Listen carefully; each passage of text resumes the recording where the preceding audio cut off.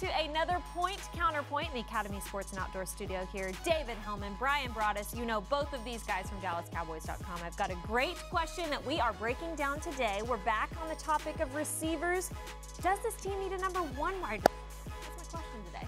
I want the big guy to lead this thing off. Oh, you want me to go? I want you to lead it so I can come in and Of course. Well, I'll give you a little education. Yes, they do need a number one wide receiver, David. And I'll tell you why they need a number one wide receiver, though. When you start talking about offenses and the way that defenses try and scheme you need to find a way to move the football. All the top teams in the league have number one wide receivers. The ability to move the football is important when you play scheme. You don't want to deal with double coverages. You don't want to deal with extra guys in the box. The most balanced team in the National Football League has one of the better wide receivers in the league, the New Orleans Saints. They run the ball, they throw the ball, they score. If you're the Dallas Cowboys, you want that. You don't want a mismatch of a bunch of receivers trying to make something happen and say, oh, well, hey, let's let the running game take over. No, you need balance in this league.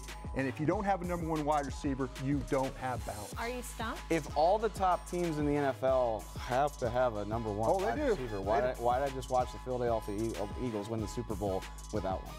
800-yard receiver, 800-yard tight end, led the team. Don't have a 1,000-yard receiver. Oh, come on, Dave. They were. If the Atlanta Falcons would have thrown the ball to their number one wide receiver in the playoffs, they'd have won that football game. Instead of trying to make you just keep helping me out with this, because if the Atlanta Falcons had stopped trying to throw the ball to the number one wide receiver in that Super Bowl, could probably run the clock out with their running back. Oh my God! Oh, but that's what we're talking about. Balance, running back. Balance. That's what you need if you don't have a number one wide receiver. And what do the Dallas Cowboys have? They have a hell of a running back named Ezekiel Elliott and an offensive line full of first-round picks. They run the balance, Dave. Balance. Balance is great. You know what's even better is being awesome at something. You have to be able to make defenses trying to defend the field. Obviously. If you don't take guys and have that ability. Is this point, counterpoint, or Bryan talks all day? Or Lindsay's ears are hurting in the middle. This is a team capable of running for more than 2,000 yards. Yes, you have to be able to throw the ball. But with no passing game?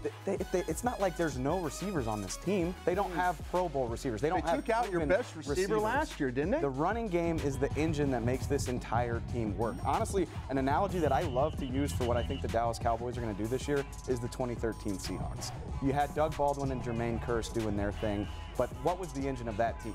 It was having Marshawn Lynch and a devastating running game and a quarterback who could also run and keep defenses honest in that method.